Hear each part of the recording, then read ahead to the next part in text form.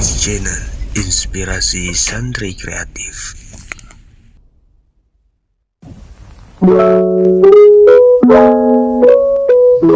Assalamualaikum warahmatullahi wabarakatuh. Waalaikumsalam warahmatullahi wabarakatuh. Kembali lagi bersama kita berempat ini. Moga aja nggak bosan lah. Jadi sebelah saya ini kayaknya dari dulu sampai sekarang pertama podcast belum perkenalan diri. Dari mana? Apa dari Jawa Tablik? Apa dari mana ini? Apa dari Muhammadiyah?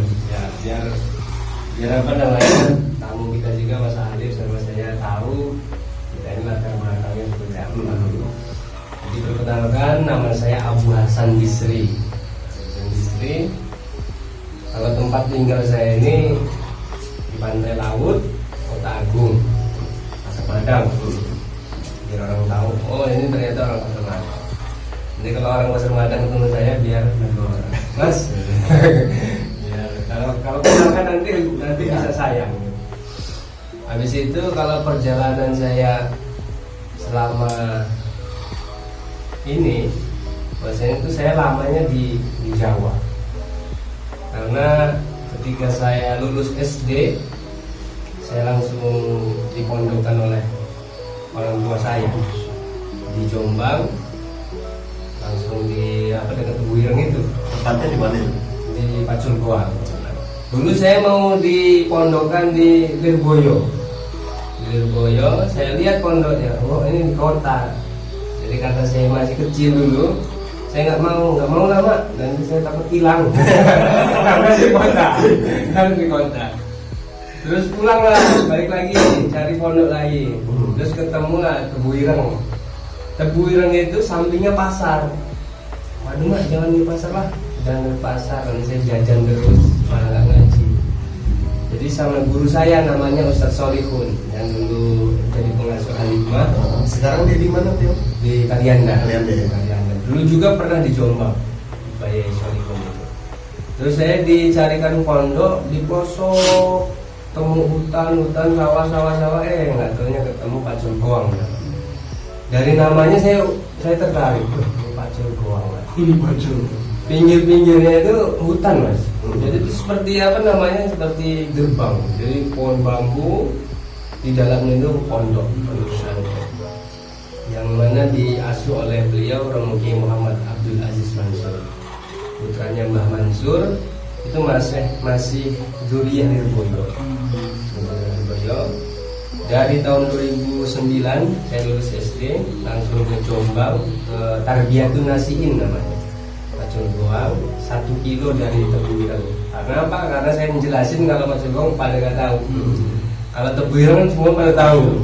Nah itu 1 kilo masuk ke dalam, 1,5 kilo. Itu pondok saya namanya Pacul Goang. Nah ketika situ sampai tahun 2021. Cuman saya kebanyakan jaga toko buku, jadi nggak kebanyakan ngaji. Jadi banyak saya jualan toko buku. Jadi kalau pulang saya jadi pembisnis wajar. Tapi kalau jadi kiai, ya alhamdulillah. Tapi kayaknya nggak mungkin. Karena tahu kitabnya aja sambul gitu. Oh ini Fathul Qorib, oh ini Safina dan segala macam. Nah ketika pulang, karena basic pondok saya itu adalah Nahdlatul Ulama, jadi latar belakang saya, maksudnya saya jadikan prabu saya, toreko saya adalah Nahdlatul Ulama. Untuk yang saya yakini bahwasanya itu Ahlus Sunnah wal Jamaah. Dan seperti itu intinya. Nama saya Abu Hasan Bisri, pondok saya di Pacul Goang, Jombang, dekat Tebuireng. Dan torekoh yang saya jalani adalah torekohnya Nahdlatul Ulama. Jadi dari SD sampai tahun 2021, tahun 2009 sampai tahun 2021. Nah ketika itu saya mau pulang, guru saya nggak boleh. Kamu nggak boleh pulang kalau nggak berani nikah. Tapi rasa saya pengen pulang itu tinggi. Jadi saya memberanikan diri pulang langsung nikah. Langsung dapat jodohnya kalau gitu aja. Langsung nikah, makanya saya dibolehkan untuk pulang. Mungkin seperti itu aja mas.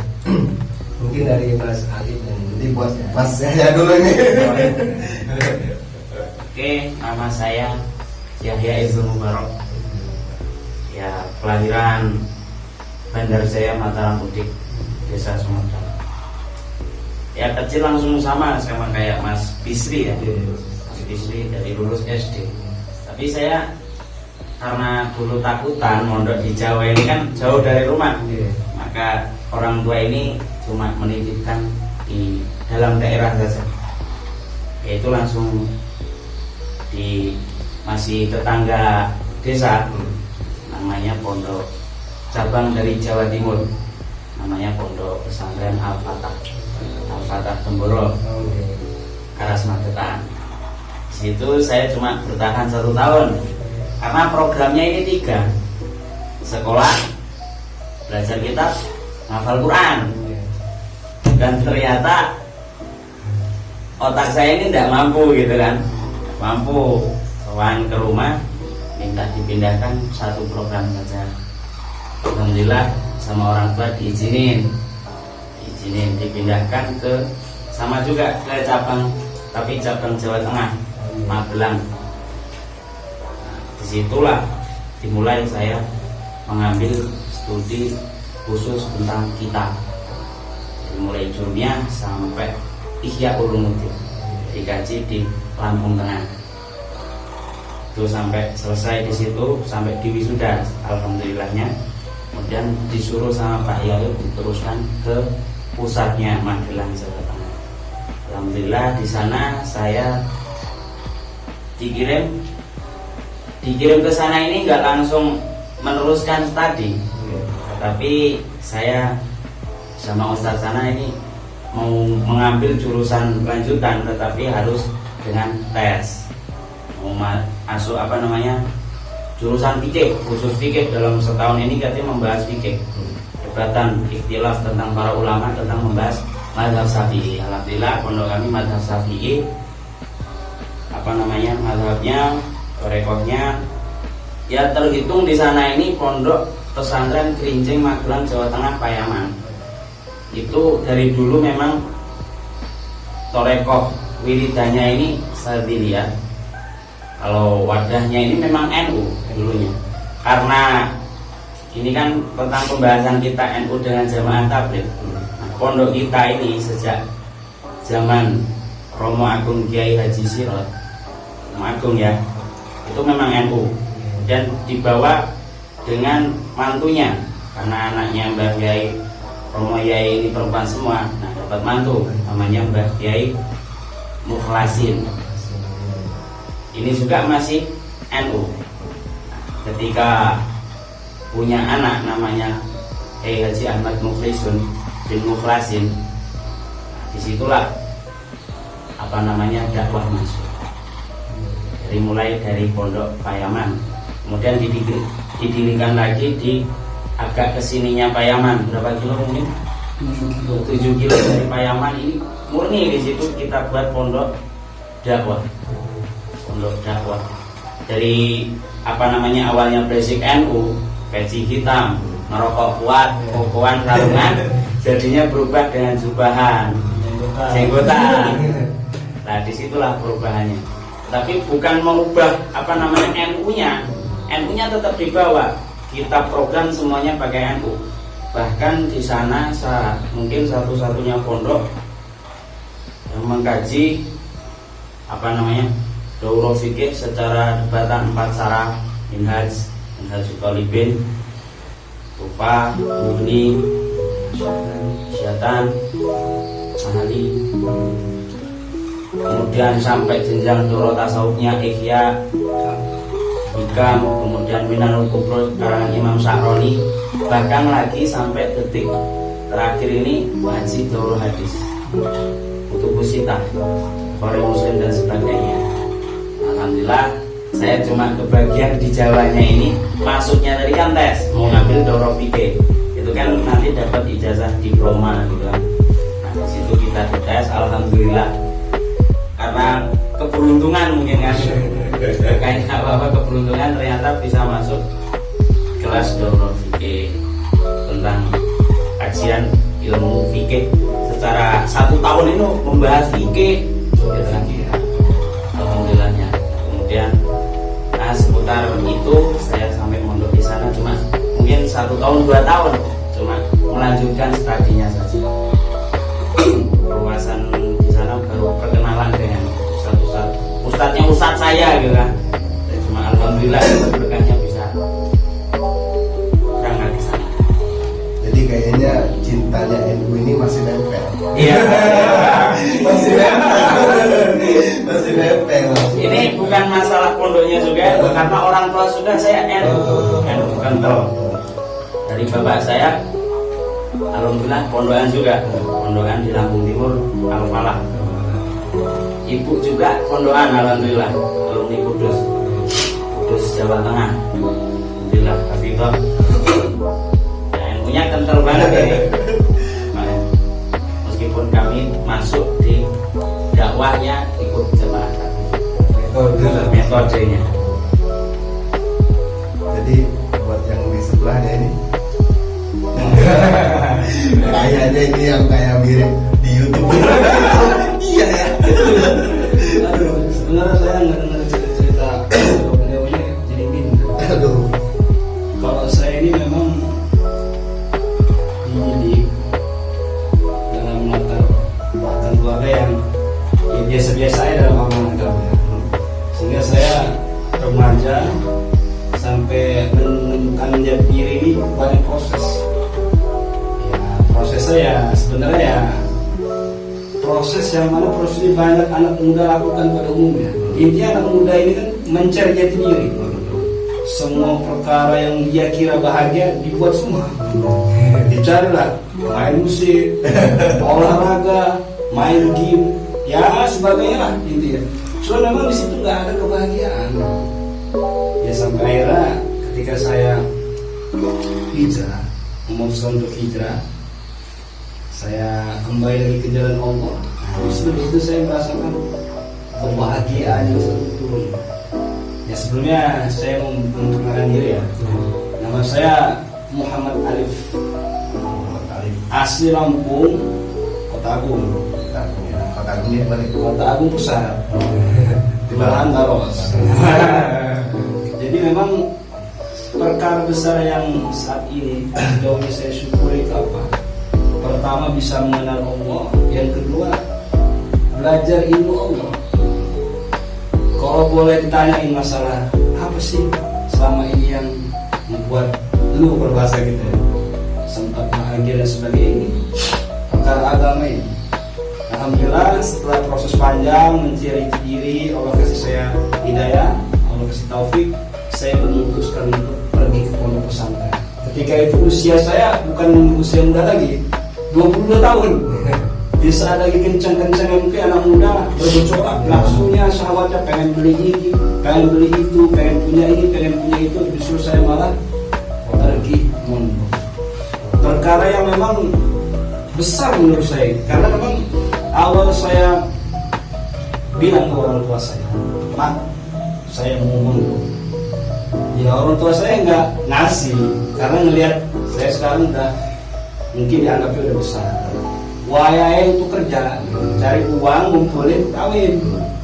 Cuman saya memohon, berharap dan minta sama Allah juga, semoga hati orang tua saya Allah luluhkan. Akhirnya Allah ijabah doa saya, sehingga orang tua saya memperbolehkan saya untuk berangkat mondok. Dengan catatan, cuman nggak sampai di situ. Saya mengajukan banding. Saya berangkat mondok, tapi insya Allah sedikit pun saya nggak bakal minta sama orang tua. Nah pada saat itu saya ada sedikit harta, motor dan tabungan kecil-kecilan ya. Saya jual motor saya punya duit, memang benar-benar saya buat untuk pergi mondok. Nah, sampai akhirnya memang yang biasanya kita ya hidup di luar, bebas dan sebagainya, toko masuk pondok. Kaget ya? Kaget banget. Biasa ngosing gitu.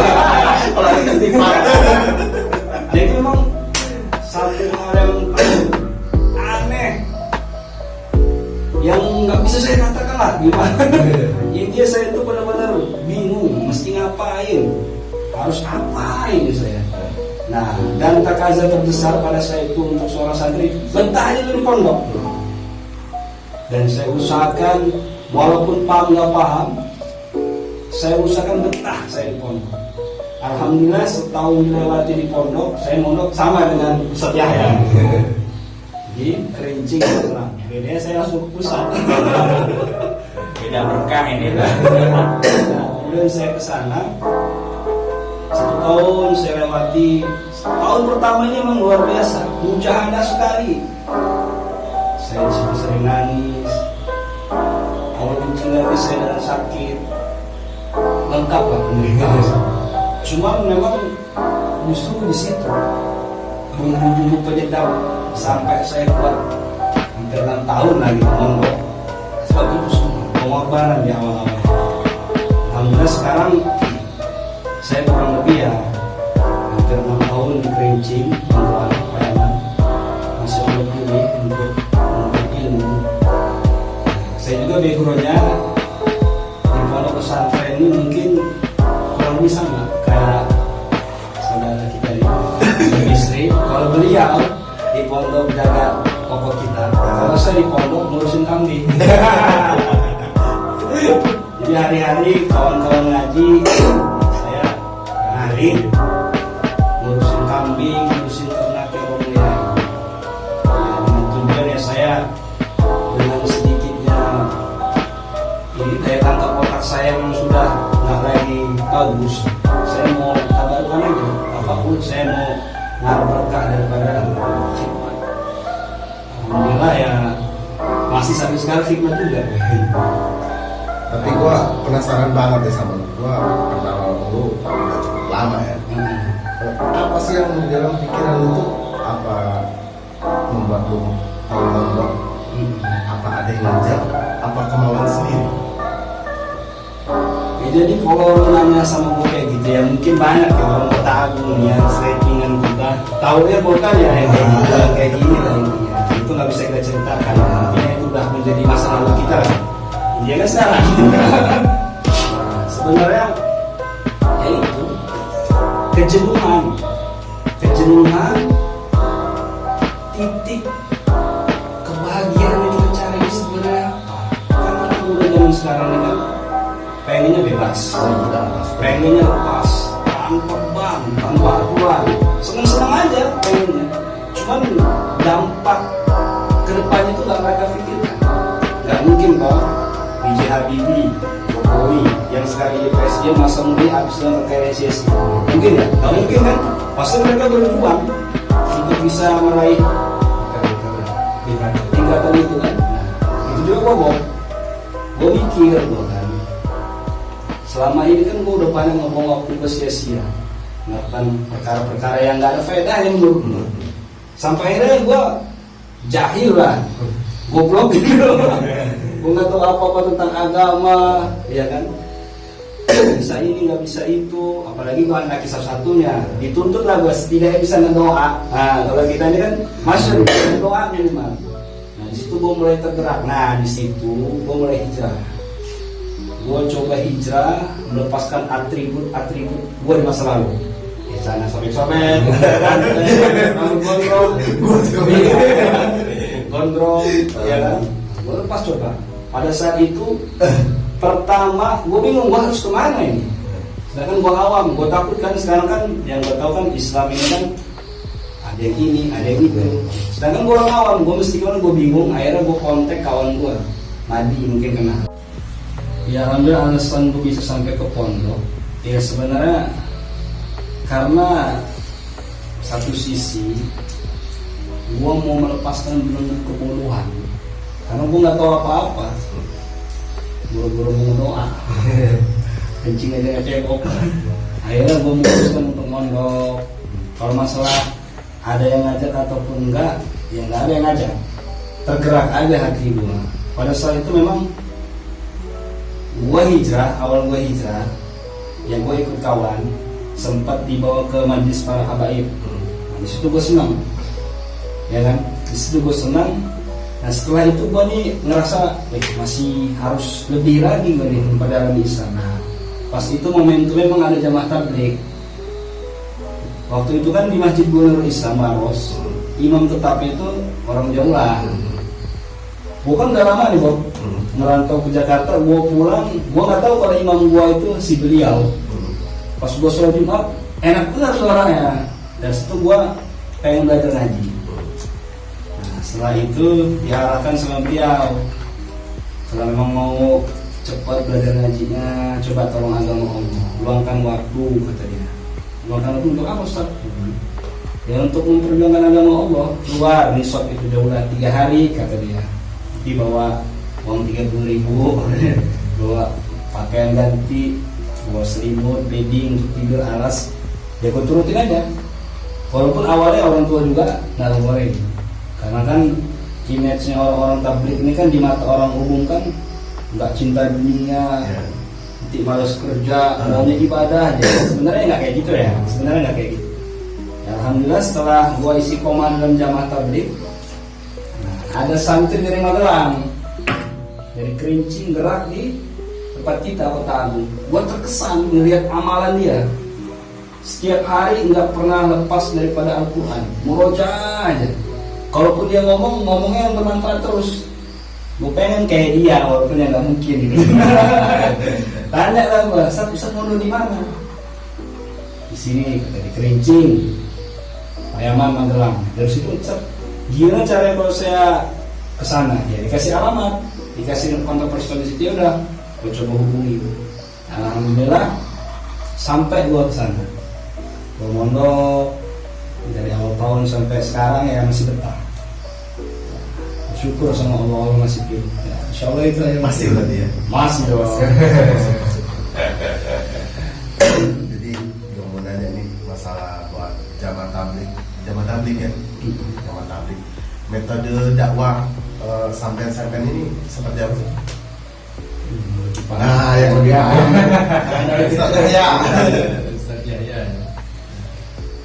Ya kalau diomong paham belum sih, karena pengorbanan kan. Paham itu kan tergantung pengorbanan. Pengorbanan saya baru sampai mungkin nyicip 4 bulan, keluar 4 bulan. Ya nanti saya terangkan tentang metode dakwah ala jamaah tabligh. Ya yang pertama ini biasa dari masyarakat awam.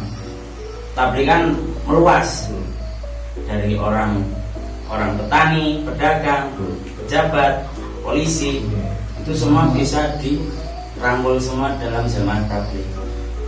Nah dengan metode belajar meluangkan waktu keluar 3 hari. Maksudnya ini gimana? Pertama ini karena kita ini kan umat akhir zaman, umatnya baginda Nabi Muhammad SAW, dan kita ini meniru para sahabat radhiyallahu anhu.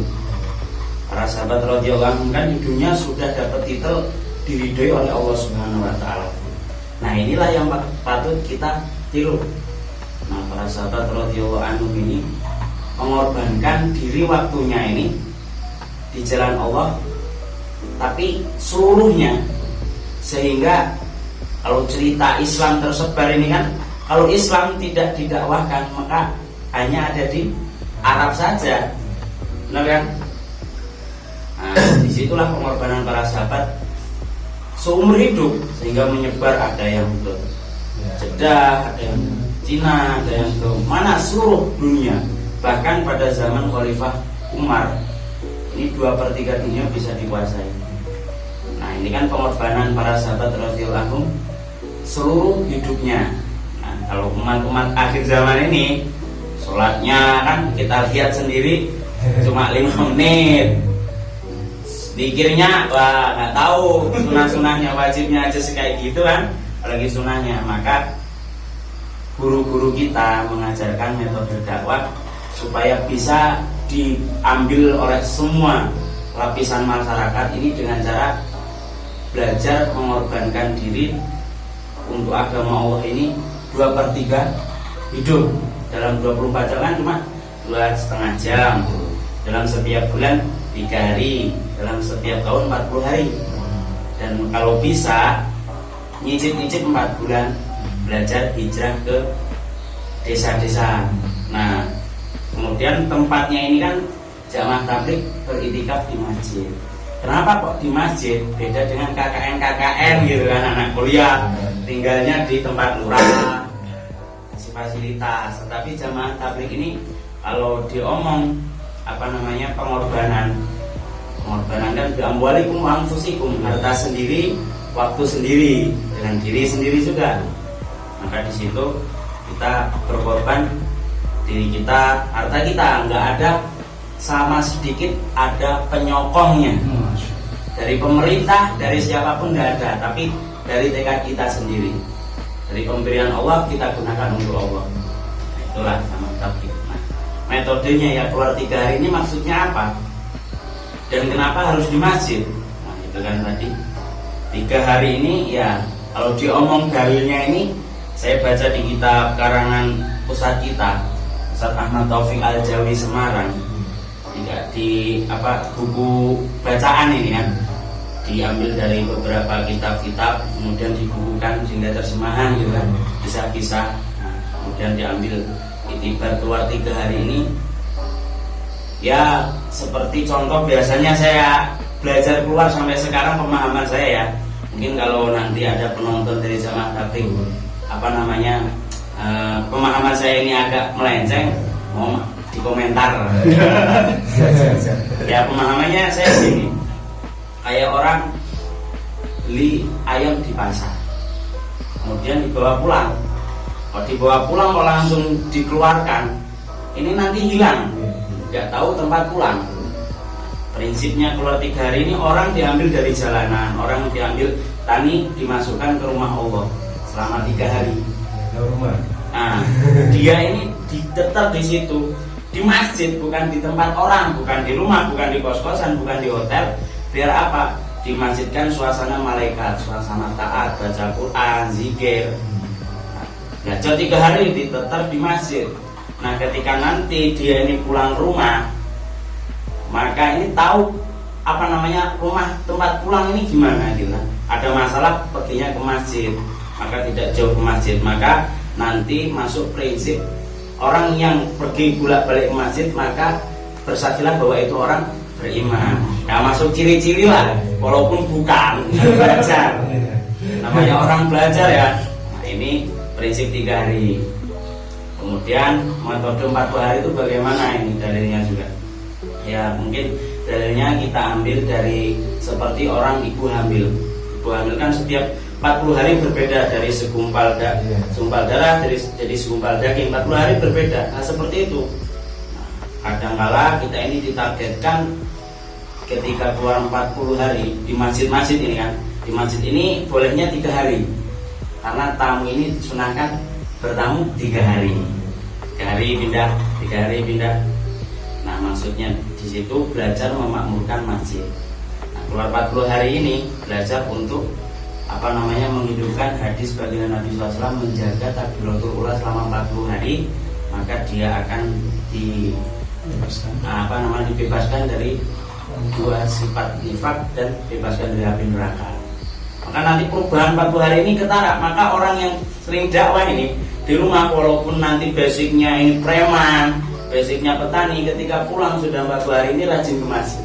Nah itu karena di masjid terus, ketika pulang ke rumah meskipun sibuknya kayak apa, kalau jatah azan pulang ke masjid. Itulah kedrastisan tentang peribadahan perubahan ketika orang sudah ikut belajar tabligh. Apalagi nanti memasuki jenjang sudah 4 bulan. 4 bulan ini orang-orang yang pilihan Allah Subhanahu wa Ta'ala bisa meluangkan 4 bulan. Ini 4 bulan ini izin sama keluarganya, Masya Allah. Apalagi orang udah 3 hari ini, kalau dia bagus di pandangan istri, tapi di pandangan keluarganya sendiri, dari mertuanya mungkin banyak cemoohan. Ini banyak senggolan-senggolan dari kanan kirinya, sampai tahap bisa keluar 4 bulan. Ini pilihan dari Allah Subhanahu wa Ta'ala. Keluar 4 bulan ini cuma yang mau tekad benar berubah. Bulan ini lama ya, lama kalau di kalangan orang-orang yang sudah berkeluarga ini lama, meninggalkan istri, meninggalkan anak. Nah kalau pemikiran dari orang-orang luar, belajar agama meninggalkan anak istri gitu kan. Nah ini kan pemikiran dari orang-orang luar ini nggak baik gitu. Nah jawabannya, sebelum kita nanti keluar 4 bulan gitu, kita nanti itu ditanya tentang harta yang ditinggalkan untuk anak istri selama 4 bulan. Ini bukan semena-mena kita tinggalkan gitu. Kok melantarkan keluarga nggak diurusin? Enggak, ini ada aturannya. Ada pertanyaan dari penanggung jawab. Kalau bahasa kita penanggung jawab di daerah ini bisa gitu kan. Saya punya uang 10 juta, saya bawa 5 juta, saya tinggalkan 5 juta selama 4 bulan. Maka ini baru boleh untuk dikeluarkan. Nah, itu prinsip pengeluaran jamaah taklim. Kalau nanti ada pertanyaan tentang sisi yang tidak baik yang dipandang dari orang-orang luar, silahkan untuk ditanyakan. Buat Mas Arif, ada yang mau ditanyain? Iya, menurut gue udah sebagian besar udah dijelaskan dengan pas, cukup lah gitu. Cukup ya. Tadi kalau dalilnya 4 bulan semua saya sebutin ini. Ini dalil 4 bulan juga ada di di zaman Sayyidina Umar. Di zaman Sayyidina Umar ini mengirim jamaah untuk berjaga di benteng, karena di masa itu kan pertempuran, Masya Allah, mengirim jamaah bolak-balik. Maka ketika itu tuh kenapa kok 4 bulan? Padahal biasanya dikirim sampai setahun. Tapi istri yang di rumah kangen. Nah, ternyata di situ beliau radhiyallahu anhu, Sayyidina Umar ini berjalan-jalan mendengar istri yang lagi galau malam-malam. Ternyata suaminya lagi menjaga benteng. Kemudian ditanyakanlah kepada anaknya Sayyidatina Hafsah. Sayyidatina Hafsah, buat berapa lama perempuan ini tinggal sama suaminya ini? Sayyidatina Hafsah malu, cuma mengisyaratkan dengan jari, mengangkat 4 jari dari 4 bulan. Seperti itu, maka tidak lebih. Maka ditinggal suaminya pergi di jalan Allah ini cuma 4 bulan. So, kalau di dalam keluar 3 hari atau 40 hari ya, 40 hari sama 4 bulan, itu di dalamnya itu kita disuruh apa dan segala macam biar orang-orang yang belum tahu bisa ikut dan segala macam. Ya mungkin kalau belum pernah mencicipi sama sekali memang pengen tahu tapi ya malu untuk ikut kan, masih banyak curiga pakai kacamata kecurigaan. Ya yang pertama yang kita buat ini, pertama kita ini kalau keluar 3 hari ini mungkin di daerah sendiri nih kan, maka kita khususi kita temui dulu tokoh-tokoh pemangku masjid, meminta izin kepada tokoh masjidnya, ketua masjid, kemudian RT-nya, lurahnya, RW-nya bahkan kan, atau ustadz-ustadznya di situ meminta izin untuk masuk membuat program jamaah tabligh di masjid situ. Dalam intinya kita ini belajar untuk menghidupkan amalan masjid. Masjid Nabawi ini enggak berhenti dalam 4 amalan kan. Masjid Nabawi ya, ada amalan dakwah ilallah, mengajak manusia untuk kepada Allah, kemudian taklim wa ta'alum ini belajar dan mengajar, nggak sepi. Maka di Masjid Nabawi ini majlis tentang fikih, di sana tafsir, ini seperti itu. Kemudian yang ketiga ini zikir ibadah, ada yang berzikir, ada yang ibadah, sholat sunnah, sholat rawatib, sholat duha, seperti itu. Kemudian yang terakhir ini khidmat, pengkhidmatan. Dalam Mekah Madinah ini kan masjid yang besar, bahkan orang di sana nggak mikir makan, tetapi makanan sudah ada. Nah itu pengkhidmatan. Kalau enggak, pengkhidmatan untuk imam penjaga masjid, mengurusin menyuci pakaiannya, seperti itu yang kita buat seperti itu.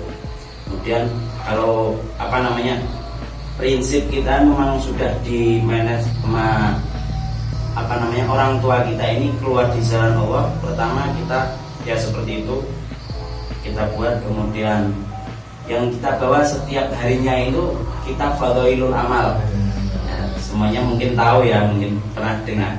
Ini tentang keutamaan beramal. Ya kita kan sekarang kalau contohnya bertani, kalau nggak tahu nanti untungnya apa kan nggak mau kan. Ya seperti kita ini zikir subhanallah nggak tahu nanti dapat apa ya nggak mau. Nah sekarang kita berikan keutamaan beramal. Beramal sholat nanti dapat ganjaran apa, beramal zikir nanti ganjarannya apa, beramal tablik nanti ganjarannya apa, Ramadan semuanya kita fadilul amal yang terutama. Itu saja. Oke. Jadi banyak sekali orang ini kan menganggap jamaah tabligh itu masih tabu kalau orang awam. Karena kadang saya pernah diomongin sama orang-orang yang pernah didatangi jamaah tabligh. Saya ini kalau didatangin dia belum nyampe aja saya takut duluan gitu. Nah saya pernah tanya kenapa sampai kok takut. Saya tuh takut kenapa? Saya kalau datang dia pasti saya nanti seakan dicap seperti orang yang sangat kotor banget. Jadi bukannya saya tuh pengen kesana, tapi malah saya takut. Itu kan mungkin cara orang yang menyampaikannya, kebiasaan orang. Misalnya orang Kota Agung ketika mau berdakwah sama masyarakat, mungkin metodenya beda sama yang diajarkan. Itu saya nggak tahu. Cuman banyak sekali orang-orang yang seperti itu ketika didatangi jamaah tabligh. Kalau diterangin seperti ini kan orang-orang sudah tahu, oh ternyata di dalam nanti 3 hari ini yang dipelajari ini.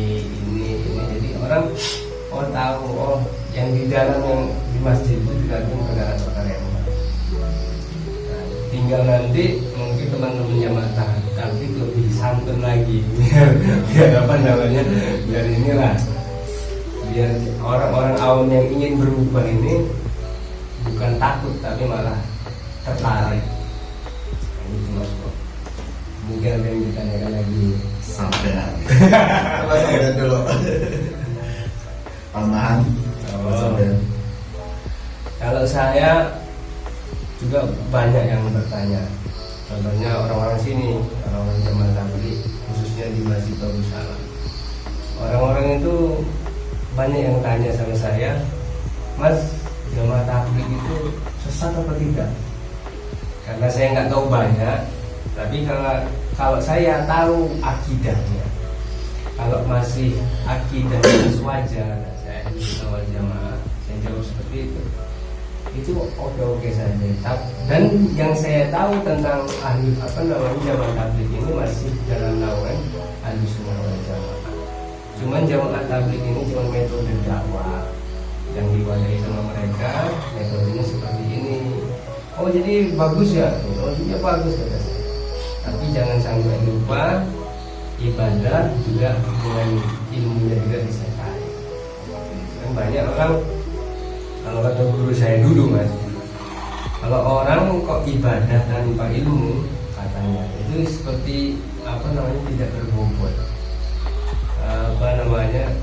Setan itu lebih susah menggoda orang yang berilmu tapi dia jarang ibadah daripada orang beribadah 1000 orang ibadah sama orang satu yang berilmu yang birahi, satu tok sama banding 1000 yang tanpa ilmu. Itu lebih berat orang yang berilmu. Karena ada ceritanya dulu ini, saya mau ceritakan.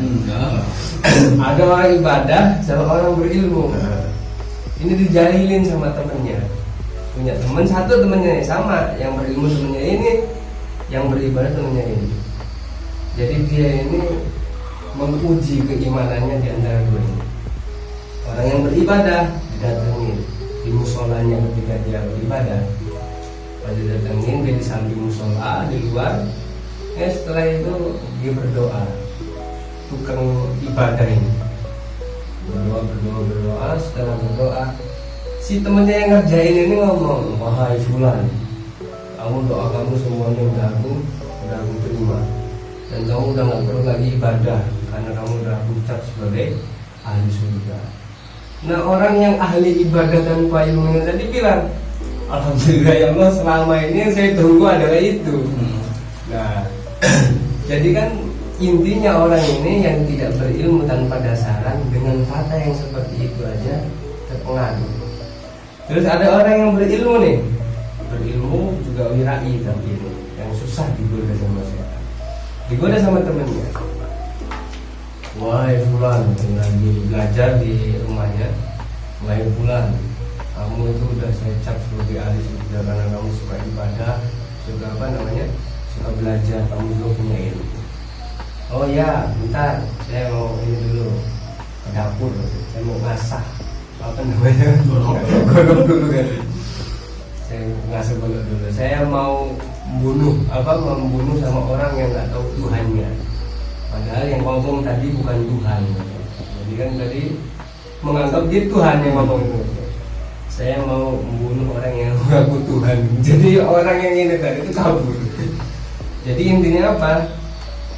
Godaan cuman kata-kata seperti itu, kalau ada dasar ilmunya dia nggak bisa tergoda. Contohnya seperti siapa namanya, Syekh Abdul Qadir Al-Jilani ketika mau naik ke tingkat derajat ma'rifat itu kan digoda sama setan. Jadi selain kita beribadah yang kuat juga harus didasari dengan ilmu yang baik. Jadi juga saya mau bertanya, ini kan banyak orang nih mas ya, cuma tabligh, ada NU, ada Muhammadiyah. Sebenarnya musuhan apa enggak sih? Hubungannya NU dan Jamaah Tabligh seperti apa? Tapi kayaknya kelihatan juga sih. Kelihatan dari bajunya. Coba Mas Yahya. Mungkin Jamaah Tabligh di Indonesia ya, kita ngomong Jamaah Tabligh kan di awal dibuat ini di India. Mungkin tahun berapa? Kita 100 tahun yang lalu. Mungkin masuk di Indonesia saya belum lahir. Saya lahir 2001. Ini masuk di Indonesia dan masuk di dalam apa namanya lingkup pondok pesantren. Ini cuma ada 2 pondok pesantren besar di Indonesia. Yang pertama ini dakwah masuk ke pondok pesantren Temboro, Magetan, Jawa Timur. Seolah semua orang tahu ya, Ridwan, Masyhur. Kemudian yang kedua ini pondok saya tercinta, pondok pesantren dulunya namanya Sirajul Mukhlasin, sekarang jadi Darul Mukhlasin, Rincing, Payaman, Magelang, Jawa Tengah. Itu juga pondok terbesar yang ikut apa namanya andil bagian dalam metode usaha dakwah dalam Jamaah Tabligh. Nah, kita jawab tentang masalah NU dengan Jamaah Tablighnya ini ada konflik apa enggak? Nah, di situ kan pondok itu besar, di situ dulunya itu NU, penganut NU kental. Di sana apa namanya Qorekohnya Naksabandiyah Qadiriyah. Kalau di di sini di Jawa Tengah pondok saya ini pondok Thorekoh Sadiliyah. Ini penganut NU kental. Karena apa namanya basic dari kiai-kiainya itu semuanya dari kiai-kiai NU terkemuka di Indonesia, termasuk Mbah Roma Agung Sirot, Mbah Yai Roma Agung Sirot ini termasuk NU. Kemudian menantunya Mbah Mukhlasin, kemudian sampai di pangku cucunya namanya Mbah Ahmad Muflisun bin Mukhlasin, ini penganut NU. Bahkan mbah-mbahnya sampai Mbah Ahmad Muflisun bin Mukhlasin ini sebagai apa namanya pemberi bayatin mursyid Thorekoh yang diangkat langsung oleh Mbah Kiai Dalhar Watu Congol. Sampai sekarang Mbah Kiai Dalhar Watu Congol masih NU kental. Dan begitu pun pondok-pondok seperti pondok Tambak Beras itu termasuk gurunya Mbah Yai Ahmad Muflisun bin Mukhlasin, termasuk juga Banten Mbah Yai Cidah, Mbah Sing Putih, Buya Syar'i. Yang satunya lagi Dimyati. Dimyati. Buya Dimyati termasuk gurunya beliau. Ini guru-guru sanad sampai baginda Nabi Shallallahu Alaihi Wasallam ini masuk di Indonesia ini jalurnya NU. Kemudian ketika masuk Jamaah Tabligh, masuk ke lingkup pondok pesantren Payaman ini pertama ini Romo Yai ini dengan kacamata curiga seperti masnya ini tentang NU dengan tablik ini bagaimana kok bisa keluar 3 hari, 40 hari, 4 bulan. Ini beliau ini bisa masuk ke jamaah tablik pondok pesantren Magelang ini. Kenapa? Karena dulu santrinya ini ketika mondok, ini ketika pulang nggak punya mental, maka diusulkan di pondok itu mau didirikan silat seperti biasa ya, silat. Karena kebiasaan silat nanti apa namanya lawan sama guru ini kan, gurunya nggak pernah silat, santrinya silat. Ini jadi malah nggak barokah, pulang malah jadi anak nakal. Tawuran pula. Kemudian banyak usulan olahraga, pramuka, tapi sama saja mental nggak bertambah. Kemudian datanglah jemaah tabligh di pondok mengajak anak-anak santri untuk belajar keluar. Dikirimlah. Iya benar, ternyata peningkatan di situ benar luar biasa.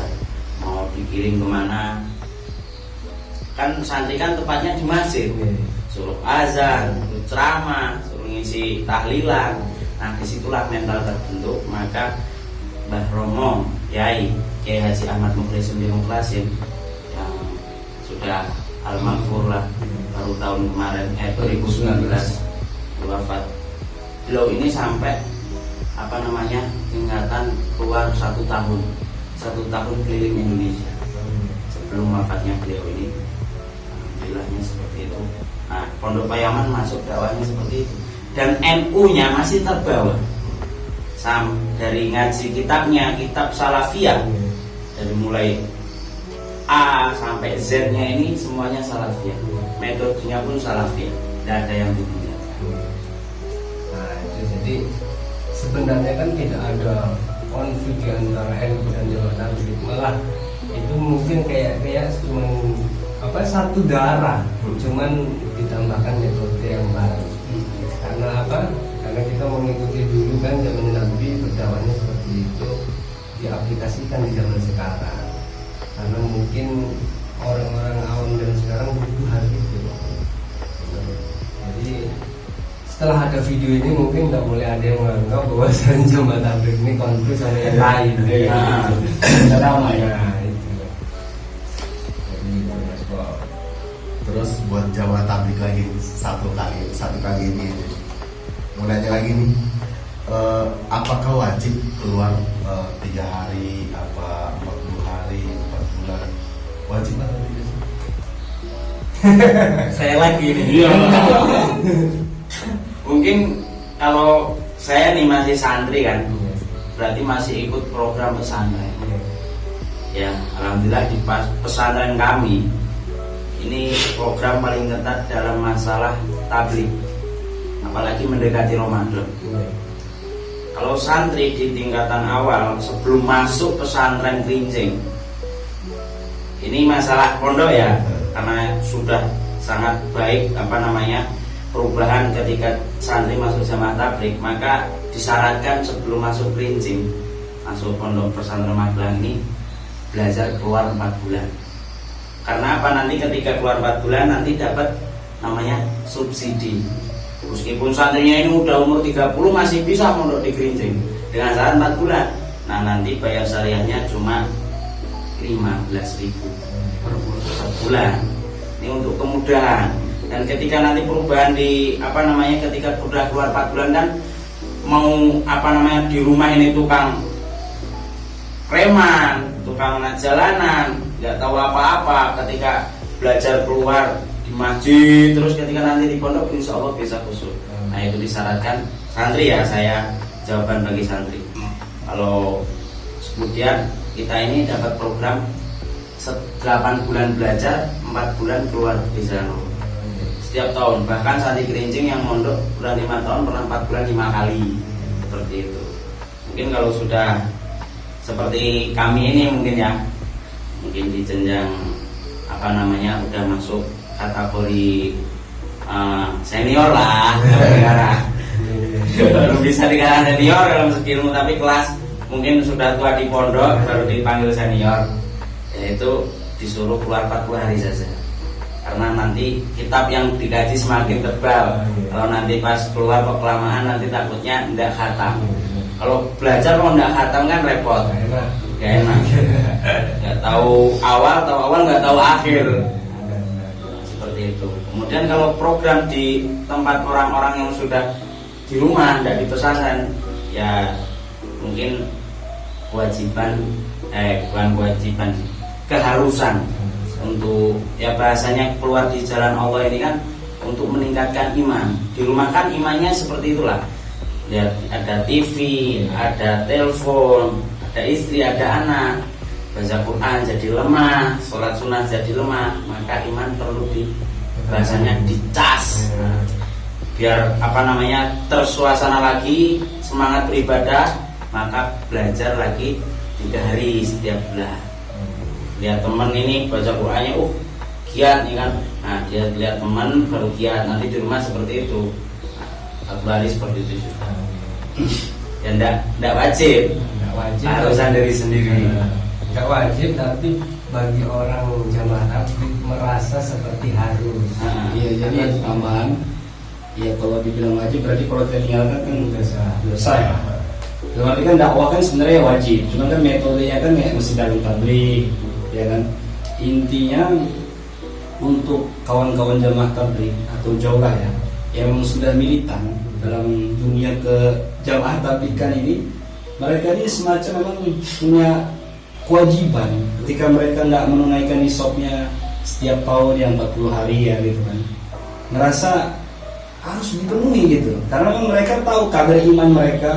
Ketika di rumah terlalu lama, hari-hari bicara dunia, hari-hari ya ruang lingkupnya seperti itu. Dengan meluangkan waktu di jalan Allah yang 40 hari atau 3 hari kan ini tawajuh kita. Hari-hari yang dibicarakan ya kebesaran Allah, tentang iman, hari-hari yang dibuka Al-Quran, hadis-hadis, lokasinya di masjid. Nah ini kan yang diharapkan kan dari semua ritual-ritual ini, sehingga iman itu jadi naik lagi gitu, sehingga pas pulang nanti ke rumah bisa mensuasanakan keadaan, bukan bersuasana. Nah jadi itu poinnya. Begitu. Jadi kayaknya kita terus ini yang nanya. Mungkin ada yang ditanyakan dari buat Mas Yahya, buat Mas Ali, buat Mas Bisri. Kalau saya boleh bertanya, jadi ini jujur ya, jangan sampai ada dusta dan intinya gimana sih pandangan orang kawan-kawan dengan orang ya kurang etis, kawan-kawan NU memandang kerja dakwah jamaah tabligh.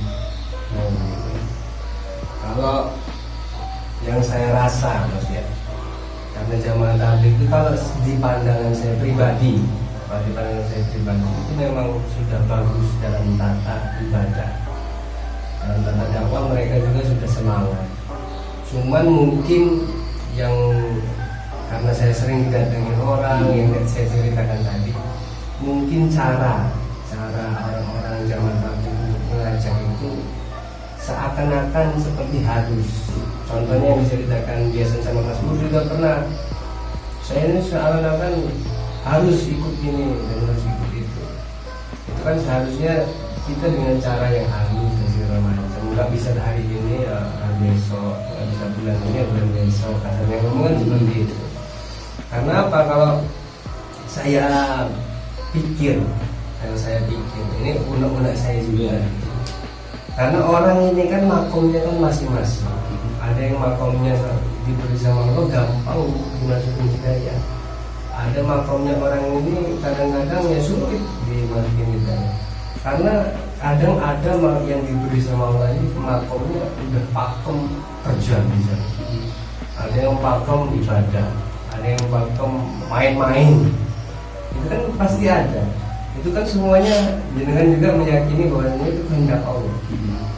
Nah, ketika semua orang dipukul rata dakwahnya dengan cara sama, misalnya jamaah tabligh datang sama orang nakal, dakwahnya seperti ini, sama yang dia omongin. Misalnya datang sama saya mungkin yang punya sedikit ilmu, dengan caranya seperti ini. Sama orang yang suka minum dan suka nge-game, caranya dengan seperti itu. Jadi kan seakan-akan makomnya berbeda di Dukun Batam. Mungkin oknum yang di sini.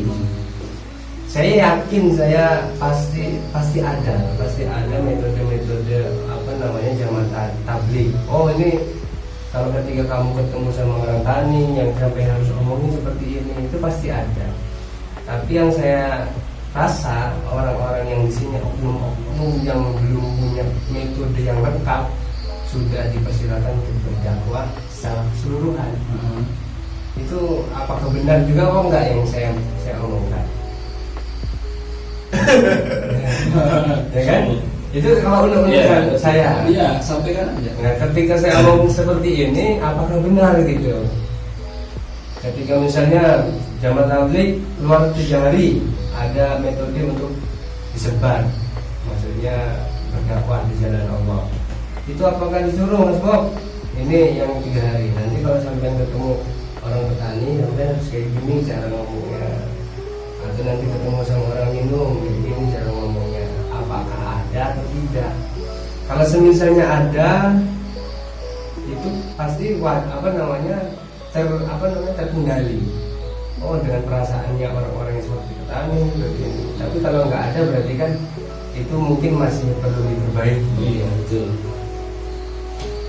Ya kalau dari pribadi dakwah saya, karena saya masih muda, ini dakwahnya lingkup pemuda. Ya, karena pembauran atau pembicaraan tidak jauh-jauh pemahaman. Ya aslinya itu kita diajarkan dalam setiap rutinitas di masjid sendiri itu nanti ada sistem musyawarah atau mudzakarah, mengulang-ulang ada bersilaturahmi namanya. Setiap silaturahmi ini dijelaskan berbeda. Silaturahmi ke orang miskin gayanya seperti apa. Ya tentunya ini kita masuk nggak mewah-mewah, masuk rumah bersih-bersih, sapu kayak rumahnya jelek, nanti menyakitkan hati. Itu juga ada adab-adabnya namanya kan. Ada perilaku baiknya, tata caranya ini diajarkan. Tata perilaku silaturahmi ke orang kaya, silaturahmi ke pejabat, silaturahmi ke Pak Yai pun ada tata caranya. Bukan orang masuk dari basic yang dulunya ini nggak tahu bahwasanya yang mau disilaturahmi ini tokoh agama, dan yang dari jamaah tabligh ini dari tokoh yang dulunya di pinggir jalan. Ini nanti malah jadi tabrakan kalau nanti belum diberi yang namanya mudzakarah atau arahan. Ya, mungkin persepsi yang sedang terjalan di masyarakat sekarang yang biasanya ini terjadi kesalahpahaman, ini dari seorang yang basicnya dari sebelum dakwah ini memang keras, dan ketika ikut dakwah masih keras dan masih terbawa dalam jamaah tabligh, dalam pengajakan dakwahnya ini belum terkontrol seperti ini. Tapi kan sebetulnya sudah ada. Jelas sudah ada. Cuman mungkin yang orang-orang yang sudah berdakwah di sini mungkin belum Intinya masuk lah. Ya intinya sebenarnya dari atas dan dari para masyayikh ini menjadi tablighnya memang sudah bahasanya menyempurnakan segala kekurangan. Ini kan nggak sekali jadi langsung tersebar ke seluruh dunia. Setelah banyak riset, ditanyakan kepada para habaib, para ulama-ulama yang memang belajar bukan di tabligh, dan mereka menyetujuinya. Dan dalam adab kayak bersilaturahmi kan ya kita mesti tekankan, nggak mungkin orang awam dia datang ke satu orang ustadz atau sosok ulama di kampungnya, dia bicara tentang ayat Quran, hadis, apalagi dia ngajar ustadz itu begini gitu, begini begitu, ya nggak pantas. Orang awam datang ke ustadz, ya minta doa, minta nasihat, minta ujangan petua, bagusnya seperti apa, ya itu adabnya. Orang miskin datang ke orang kaya dan orang itu sudah ajarkan kita itu bagaimana memperlakukannya. Ya. Jadi kalaupun memang di luar sana wakiyah yang terjadi kayak gitu ya, itu ya mungkin perindividunya oknum. Secara garis besar ya tabligh ini memang sudah dikonsep memang sedemikian rupa kesiapannya. Makanya ya tanpa kita pungkiri ya kalau kita melihat ya maksudnya kenyataannya memang ada sekarang ya tabligh itu termasuk firqah yang tersebar di seluruh penjuru dunia. Di mana-mana, di Antartika pun ada. Itulah berkat-berkat doa dari ya kawan-kawan semua dan pengorbanan daripada orang-orang tabligh ini yang ikhlas. Mereka memperjuangkan agama ini memang semata-mata cuma mencari ridha Allah. Agama biar tersebar ke seluruh penjuru dunia. Bahkan ada istilah, seandainya di bulan itu ada penduduk bumi, penduduk manusia ini ya, bakal datang ke bulan untuk menyampaikan kalimat La ilaha illallah Muhammadur Rasulullah. Kurang lebih seperti itu. Iya. Jadi saya juga pernah soalnya cerita lagi, disamperin sama jamaah tabligh yang orang sini.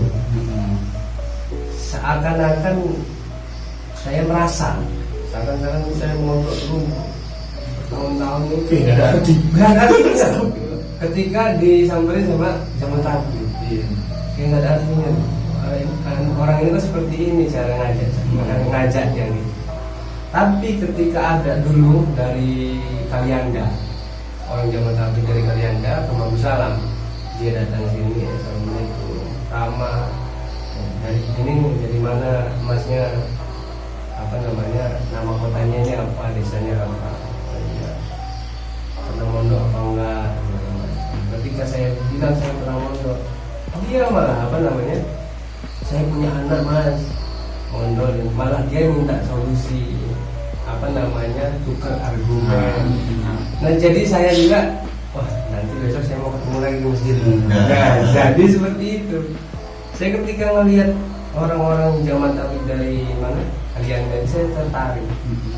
Ketika saya disamperin, pas saya mau kesana, beliau udah mau, itu hari terakhir mau pindah. Jadi beliau itu minta doa. Pas saat itu anaknya lagi mondok kalau nggak salah masih di daerah Metro, mau dipindahkan ke Jawa. Jadi saya gimana caranya biar anak ini betah? Ya saya jawab sama kawan saya. Nah kalau misalnya dengan adat-adat yang seperti itu, halus, ramah, mungkin orang nggak takut. Saya soalnya mendukung banget, asli mendukung, karena ketika ada orang-orang jamaah tabligh di masjid nggak bakalan sepi, Rame ya, suasananya ada ya. Jadi seperti itu. Tapi kalau saya mondok, yang dulu saya disuruh sama guru saya ketika mondok kan jelas tujuannya nanti ya dakwah juga, nasrul ilmi dan segala macam. Kalau orang NU, ketika orang NU ini kan khasnya pondok pesantren, salah satunya khasnya pondok pesantren dalam cara dakwahnya.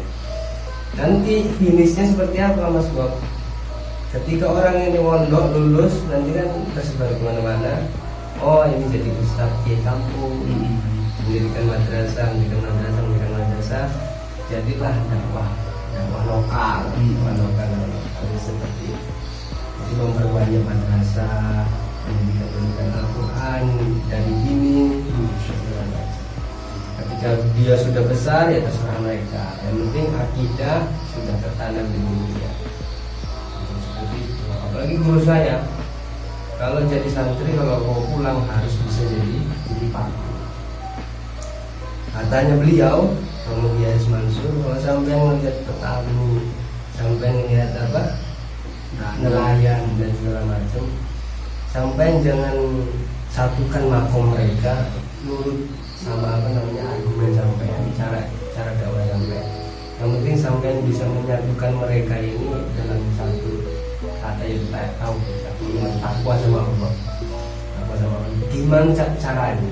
Contoh kalau nelayan yang tadinya dia 100% cuma mau cari duit, habis itu buat anaknya, diganti niat. Oh niatnya nafakoin anaknya. Jadi itu kan juga ibadah. Itu jadi kita nyatuin biar nelayan ini semuanya pekerjaannya jadi ibadah. Itulah paku. Apalagi paku ini harus tahu yang mau dipaku apa. Kalau misalnya kok yang mau dipaku tembok harus pakai tembok, harus kuat kita. Contohnya kalau kita menghadapin orang-orang yang memang juga apa namanya kesalahannya kuat dan segala macam, kita harus pakai tembok. Enggak bisa sama Pak boleh. Contoh kayak tadi misalnya jamaah tabligh kok ngomongin sama yang sudah berilmu, atau jamaah tabligh ngomongin sama orang yang bejatnya luar biasa. Itu kan harus yang pendakwahnya harus berilmunya, pengalamannya lebih, Delegasinya harus sesuai dan utusannya harus pas. Kalau dipaksain paku tembok kok paku bambu pecah loh. Kayak ini aja nih. Ya kan sebelum kami datang ke sini sudah dimusyawarahkan yang datang makanan siapa. Nah udah disiapkan memang yang munasib, yang pas kriterianya yang mana nih. Makanya yang diutus yang Ustaznya Jadi kayak jadi suhu dan Masya Allah. Jadi ya saya berterima kasih sekali dengan adanya ini kita buat podcast seperti ini, kita buat jadi wawasan seluruh masyarakat. Amin. Apa khususnya orang kita dulu aja. Oh ternyata jamaah tabligh-nya bagus, ya NU ya bagus, nggak ada yang jelek. Jadi kita menganggap semuanya baik. Amin. Penuh dengan husnudzon. Ya. Makanya kita sama-sama berdoa ya kampung kita semuanya bisa disatukan. Amin. jadi kayaknya udah malam juga. Bentar lagi sahur. Sahur. Ayo Mas, gantian saya pembuka sampai menutup. Ya. Terima kasih banyak. Jangan lupa sama teman-teman yang nonton berikan komentar-komentar yang baik, apa yang kurang dari kami sampai dikomentari. Apa misalnya ada yang pertanyaan mau ditanyakan tentang PNU-an, jamaah tabligh, mumpung masih ada teman-teman kita nanti bisa dijawab. Mungkin itu aja yang bisa kita sampaikan semuanya. Kurang lebihnya mohon maaf. Wabillahi taufiq wal hidayah. Wassalamualaikum warahmatullahi wabarakatuh. Waalaikumsalam warahmatullahi wabarakatuh. Inisiatif channel Inspirasi Santri Kreatif.